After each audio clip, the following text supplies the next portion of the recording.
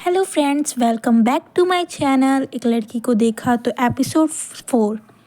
6 साल बाद अपनी बेटी से मिलने को की कोई भी खुशी नहीं जताते हुए वो सीधे मुद्दे की बात करना शुरू किए। देखो अनिका, जो हो गया सो हो गया। हमें और परेशान करके क्या मिलेगा। तुम मेहरबानी करके 2 कागज़ों पर साइन कर दो।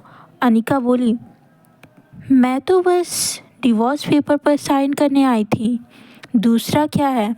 गौतम बोले, दरअसल तुमसे डिवोर्स लेने के बाद हम यानी कि मैं और तुम्हारी नई माँ चाहते हैं कि कुणाल और कामिनी की शादी हो जाए। कुणाल को भी इस शादी से कोई एतराज़ नहीं है और कामिनी तो पहले से ही कुणाल को पसंद करती थी। बस कुणाल के दादाजी की एक ही इच्छा है।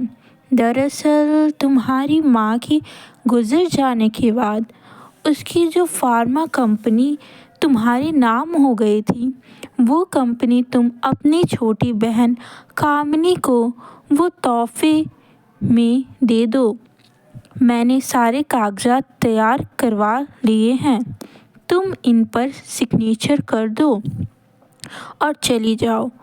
वो कभी सोच नहीं सकती थी कि डोगरा खानदान के साथ रिश्ता बनाए रखने के लिए उसके पापा इतने नीचे गिर सकते हैं।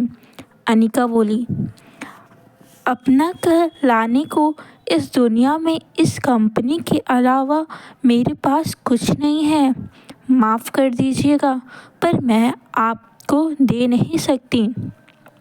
मनीषा बोली, क्यों हमें बर्बाद करने पर तुली हो अनिका। वैसे भी बिन ब्याही माँ बनकर जो समाज में तुमने हमारी इज्जत उछाली है, वो कुछ कम है क्या, जो अब तुम अपनी बहन की ज़िंदगी खराब करने पर तुली हो। कामनी बोली, तुम्हें क्या लगता है कि अगर तुम कंपनी मेरे नाम नहीं करोगी तो कुणाल मुझसे शादी नहीं करेगा। वह मैं तुम्हारा। कुणाल मुझसे शादी इसलिए करना चाहता है क्योंकि वो मुझसे पसंद करता है, ना कि तुम्हारी उस फैक्ट्री के लिए जैसे उसे तुम्हारे साथ करनी पड़ी। लेकिन तुम ये सब नहीं देख सकती हो क्योंकि तुम मुझसे बचपन से ही जलती हो। अनिका हंसते हुए, कौन किससे जलता है ना। इसका नमूना तुम बाहर देख चुकी हो। बचपन में अनिका का फ़ायदा हर कोई उठा ले जाता था। आज अनिका को इस तरह सबके अरमानों पर पानी फेरता हुआ देख सब लोग गहरे शौक में थे। कामनी बोली, समझती क्या हो अपने आप को। वजन घटाया है ना वजन घटाया है तो जुबान लड़ाने भी सीख गई हो क्या। चाहे कुछ भी कह लो, मैं कल भी तुमसे ज़्यादा खूबसूरत थी और हमेशा तुमसे ज़्यादा खूबसूरत रहूँगी। दिखने में ही आगे और पढ़ने में भी आगे। कुछ ही सालों में मैं डॉक्टर बन जाऊँगी।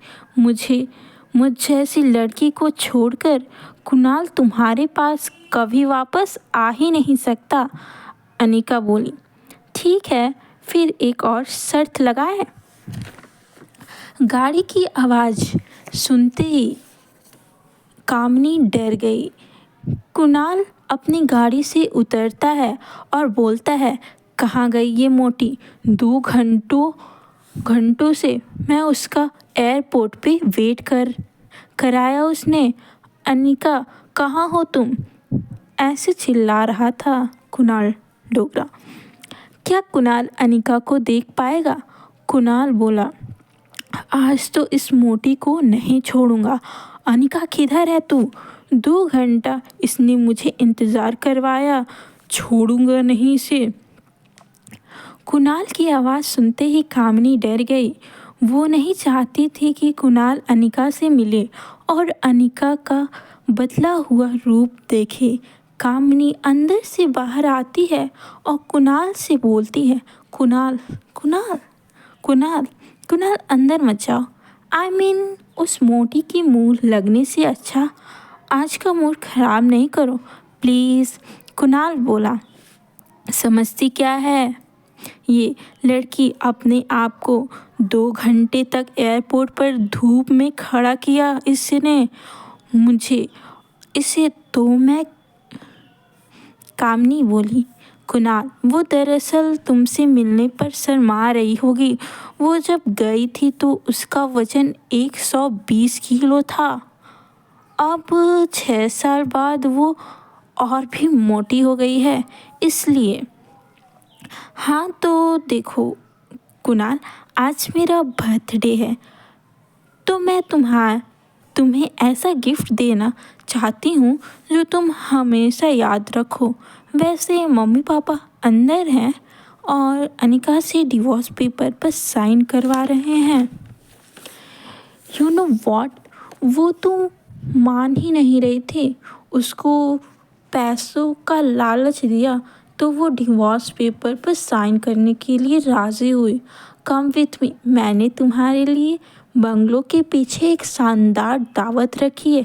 तुम वहाँ अपने दोस्तों के साथ एंजॉय करो और मैं तुम्हारी मनपसंद शराब और खाने का इंतज़ाम करती हूँ। कम। उसी वक्त कुणाल के फ़ोन पर उसके ड्राइवर राजू का मैसेज आया जिसमें लिखा था होटल पैराडाइज इंटरनेशनल।